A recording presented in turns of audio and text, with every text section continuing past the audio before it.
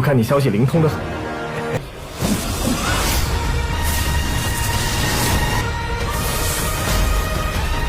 给我出来！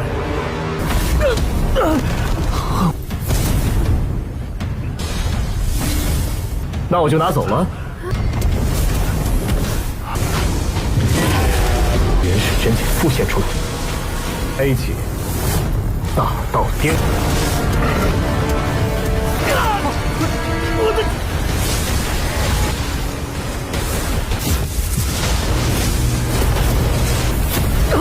谁被一指点飞？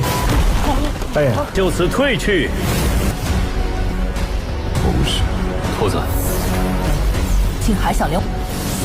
Halo kalian semua, selamat datang di channel Donghua Master. Bagaimana kabar kalian semua? Mimin harap kalian semua baik-baik saja. Dan pada video kali ini kita akan melanjutkan alur cerita dari serial Donghua Perfect World episode ke-237. Dan sebelum kita masuk ke cerita terbaru, mari kita sedikit mengingat cerita sebelumnya, yang dimana pada cerita sebelumnya Shihao dibuat bingung dengan buah musim semi karena desa Shihao yang memakan buah tersebut. Shihao mendapatkan ujian dari dunia bawah, tetapi untuk kelinci kecil yang memakan buah tersebut, ia malah berpindah tempat ke dimensi berbeda, yaitu tempatnya Yevan dan juga Ruthless Emperor, membuat Shihao sama sekali tidak mengetahui apa yang terjadi. Dan setelahnya pun Shihao kembali ke tempat dari Akademi Tianzhen, yang di sana Shihao langsung bersama dengan Penetua Ming memulai prosedur dari perubahan tubuh badannya Shihao, yang sampai pada akhirnya tahapan terakhir, yaitu pergi ke tempat plasenta bumi untuk menyerap energi bumi, yang pada akhirnya tubuhnya Shihao telah menjadi tubuh benih, yaitu jalan kultivasi yang sangat baru. Dan itu merupakan inti cerita pada cerita sebelumnya.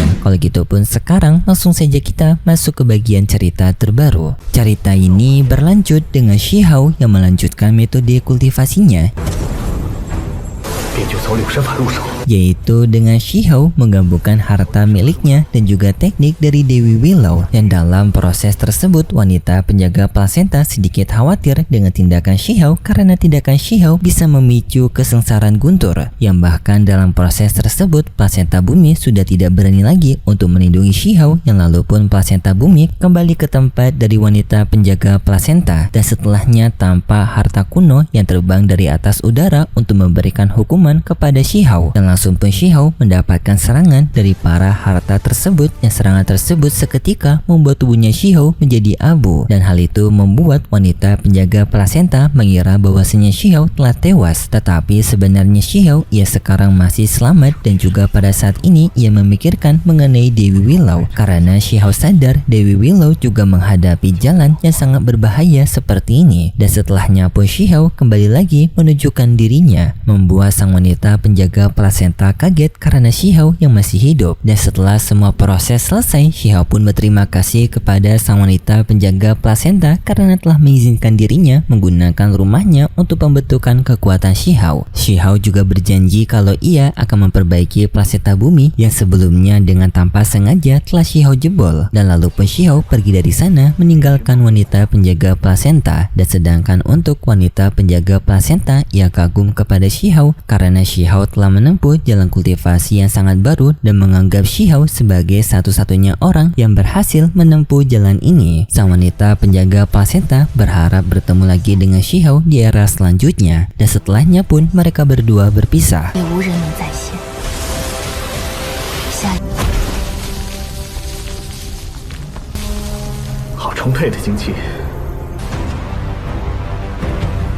Setelah Shihao keluar dari plasenta bumi, Shihao tanpa melihat kondisi dari luar sekarang telah berbeda dengan terakhir kali Shihao masuk. Dengan tempat tersebut sekarang berada di gua api kuno yang mengandung kekuatan abadi yang sangat besar. Dan di sana pun Shihao bertemu dengan Penetua Ming. Di sana Shihao memberitahu kalau ia telah berhasil menyatu dengan Tao, alias ia telah berhasil menjalani kultivasi tubuh benih. Hal itu pun membuat Penetua Ming sangat bangga kepada Shihao. Sudah banyak orang dulunya menempuh jalan jalan ini, tetapi tidak ada yang bisa keluar dengan selamat. Dan akhirnya adanya seseorang yang berhasil, yaitu Shihao. Penatua Meng mengakui kalau Shihao akan tercetak di sejarah baru mereka, dan Penatua Meng juga menganggap kalau Shihao merupakan penerusnya dari jalan kultivasi ini karena Penatua Meng dulu juga pernah mencoba tetapi gagal, dan Shihao untungnya berhasil, dan Penatua Meng menganggap Shihao sebagai orang yang akan melanjutkan tujuannya. Tetapi setelahnya Shihao meminta bantuan kepada Penatua Meng untuk meminta sedikit ramuan yang dapat menyembuhkan plaseta bumi. Shihao mengakui kalau plaseta bumi ternyata adanya pemilik, dan pemiliknya ingin Shihao untuk memperbaiki plaseta bumi yang telah Shihao jebol. Penatua Meng menyerahkan cairan harta, yang cairan tersebut dapat memperbaiki plaseta bumi, yang membuat Shihao pun telah berhasil untuk menepati janjinya kepada sang wanita penjaga plasenta.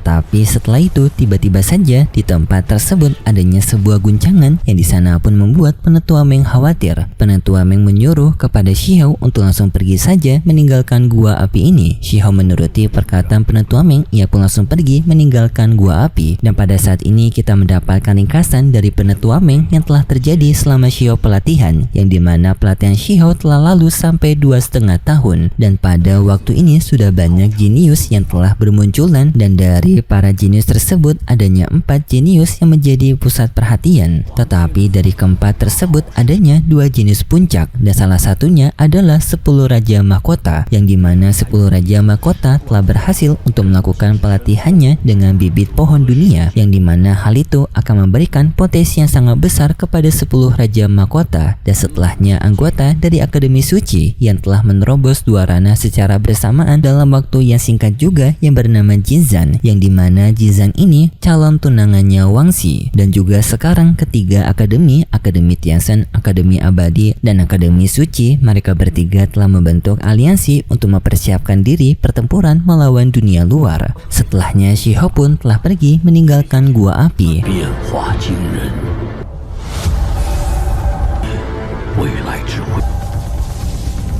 Dan di sana Penatua Meng melihat ancaman bahaya dari gua api tersebut yang ternyata berasal dari sosok yang disebut sebagai Raja Kunpeng, yang tanpa setelahnya Raja Kunpeng mengaktifkan sebuah kekuatannya. Tetapi sayangnya setelah itu kita berpindah tempat di luar. Setelahnya Shihao telah berada di luar, dan di sana Shihao dibuat kaget karena ternyata dunia luar sekarang tampak berbeda dengan terakhir kali Shihao lihat. Dan kemudian pun kita berpindah di tempat perkumpulan dari 3 akademi untuk mereka menelusuri gua abadi, yang di sana mereka memperebutkan posisi yang mana yang akan bisa memasuki gua abadi duluan, karena gua abadi akan segera terbuka yang berada di lokasi dari Akademi Tianzhen. Dan tak lama kemudian tampak 4 jenis utama yang telah bermunculan. Yang pertama Raja Matahari Ungu, lalu Grace Wutao, lalu Little Sain, dan setelahnya juga perempuan bernama Lanxian.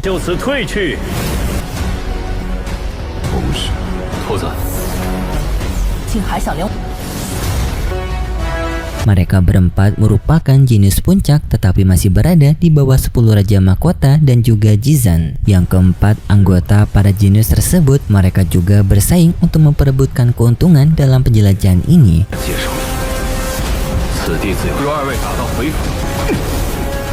Dan sekaligus juga dendam di antara mereka satu sama lain, yang membuat pertarungan terjadi dan satu sama lain di antara mereka saling serang. Tetapi di saat itu adanya sebuah kotak harta yang muncul dari dalam kolam peri, yang hal tersebut pun memancing perhatian dari ketiga akademi. Di sana pihak akademi yang bernama Zitong mencoba untuk menenangkan kepada semua orang dan tidak memperebutkan harta karun itu karena sekarang 4 jenis puncak sedang bertarung. Tetapi pihak akademi lainnya yang bernama Kintan di sini ia justru ingin mengambil harta tersebut karena ia tidak ingin harta itu diambil oleh pihak lainnya. Dan sekaligus juga di sini pihak Akademi Tianzhen dipojokkan karena dianggap pihak Akademi Tianzhen tidak memiliki jenis puncak seperti Akademi Abadi dan juga Akademi Suci. Para anggota Akademi Tianzhen kesal dengan tindakan kedua akademi ini, menganggap bahwasannya mereka semua sekarang masih berada di wilayah Akademi Tianzhen mereka dan harta karun kota tersebut merupakan milik Akademi Tianzhen. Tianzhen. Tetapi Zintong menjawab bahwasanya harta itu milik orang yang terkuat di wilayah ini. Akademi Tianzhen tidak memiliki potensi kekuatan dan menganggap harta karun itu tidak layak untuk dimiliki oleh Akademi Tianzhen. Dan di sana pun Akademi Tianzhen mendapatkan penindasan dari Zintong yang memberikan tekanan kepada para murid Akademi Tianzhen. Tetapi Akademi Tianzhen mereka menjawab bahwasanya mereka memiliki anggota jenius, tetapi anggota jenius itu sekarang sedang melakukan retreat. Yang dimaksud ini adalah Huang ataupun Shihao.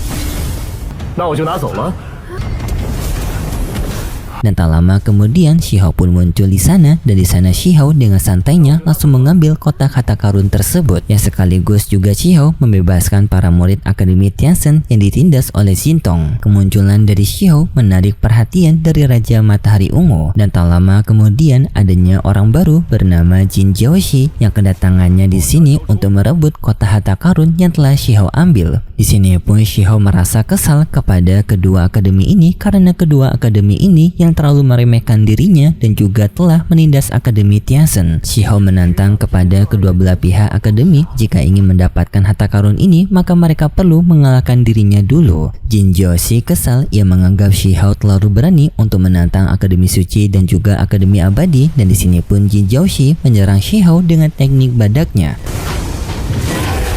原始真体复现出来，A起大道颠。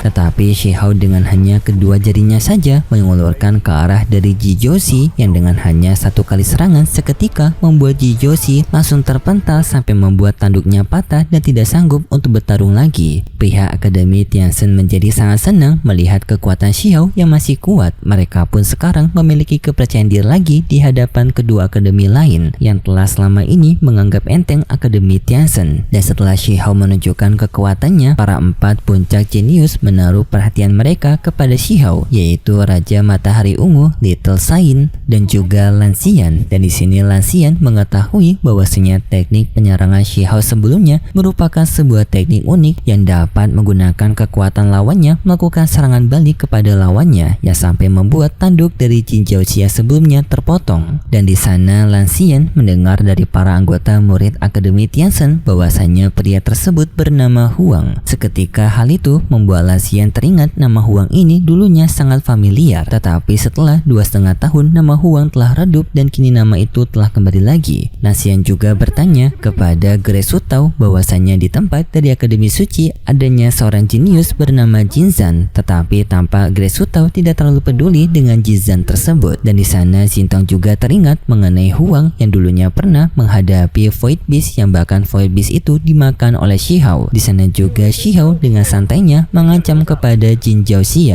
bahwasannya ia tertarik untuk memakan badak cula emas yang katanya dagingnya lembut. Jin Jiaoxi yang mendengar itu seketika ketakutan, ia langsung berlindung di balik Zintong. Dan di sana Zintong pun mencoba untuk melindungi Jin Jiaoxi dengan menggunakan serangannya menyerang Shihao.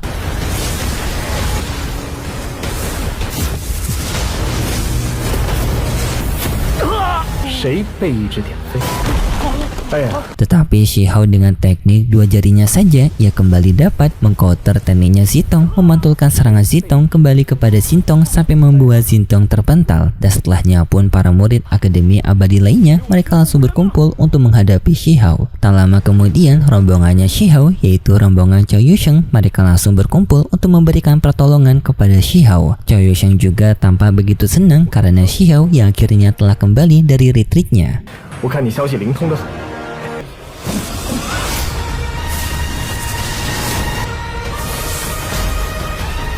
给我出来！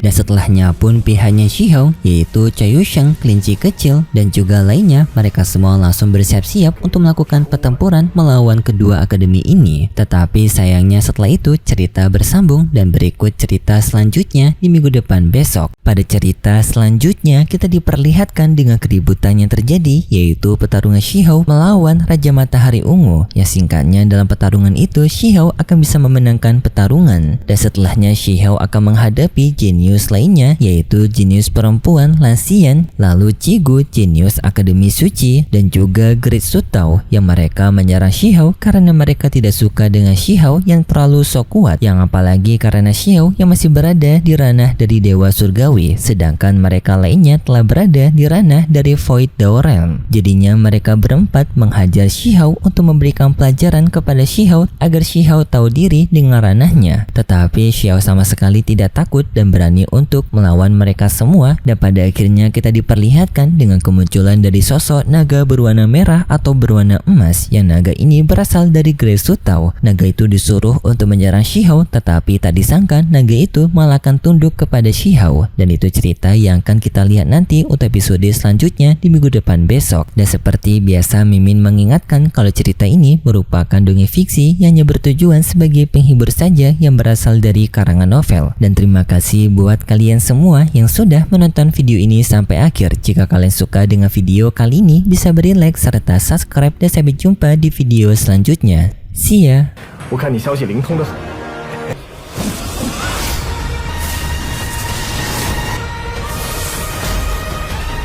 给我出来！